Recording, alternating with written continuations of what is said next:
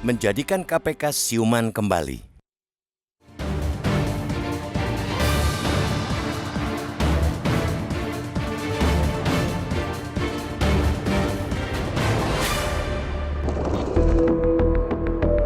Sejak direvisi 5 tahun lalu, undang-undang yang memberikan nyawa independensi kepada Komisi Pemberantasan Korupsi seolah mati suri.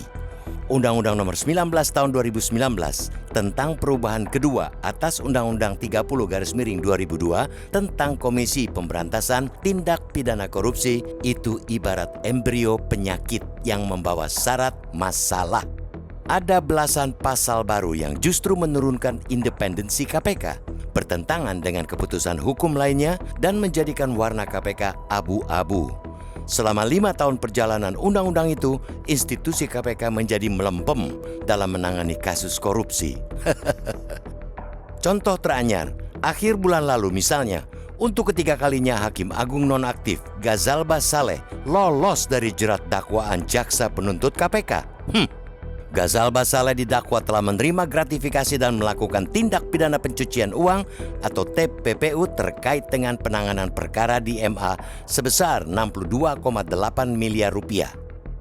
Namun, Majelis Hakim Pengadilan Tindak Pidana Korupsi atau Tipikor pada Pengadilan Negeri atau PN Jakarta Pusat menilai jaksa KPK tidak memiliki kewenangan menuntut Ghazalba Saleh karena tidak mendapatkan delegasi untuk menuntut Ghazalba dari Jaksa Agung Republik Indonesia.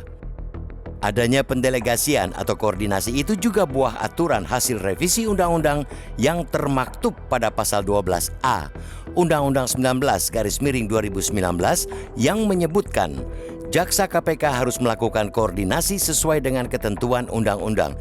Celakanya, pasal itu tidak menyebutkan jelas ketentuan perundang-undangan yang mana, sehingga kewenangan jaksa KPK sangat rentan dengan segala perubahan hukum di Indonesia, termasuk yang lahir setelahnya.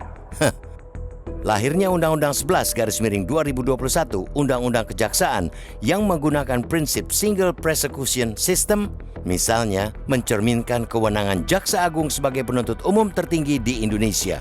Akibatnya, jaksa KPK harus mendapat delegasi dari kejaksaan untuk melakukan penuntutan. Tanpa itu, Hakim Agung Ghazalba pun bisa lolos berkali-kali.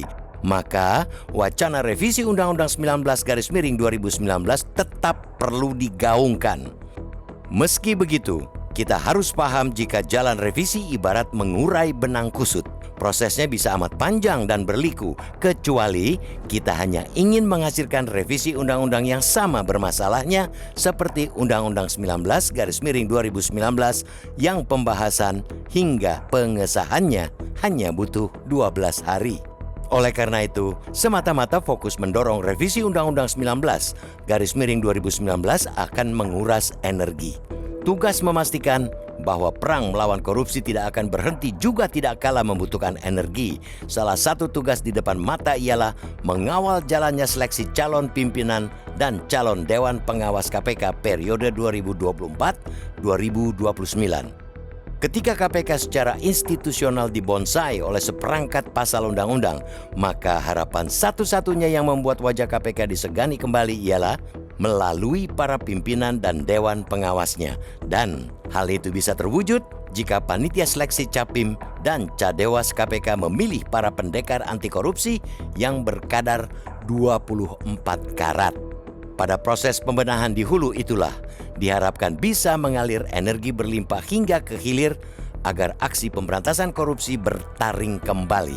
Penjaringan orang-orang yang akan memimpin perang melawan korupsi 5 tahun mendatang mesti dipastikan mampu menyodorkan orang-orang yang punya militansi dan integritas bergaransi, bernyali tinggi, berkemampuan mumpuni, serta sanggup tidak tergoda seinci pun untuk bisa diatur-atur dan diintervensi. Pansel KPK mesti menapis secara teliti rekam jejak mereka yang mendaftar. Jangan ragu untuk mencoret nama-nama yang terindikasi bermental pemburu rente dan kekuasaan. Pilihlah para Capim dan Cadewas yang sudah selesai dengan diri mereka sendiri. Jika Pansel mampu menghasilkan calon-calon pimpinan KPK dengan tipe seperti itu, siapapun yang akan dipilih oleh DPR tidak akan menjadi soal lagi. Negeri ini teramat lama hidup dalam kubangan korupsi, sembari berikhtiar untuk mendapatkan kembali watak KPK yang penuh independensi, memulai memilih para calon pimpinan yang dikdaya, merupakan langkah awal dan penting untuk mengangkat bangsa ini dari kubangan kelam seperti itu.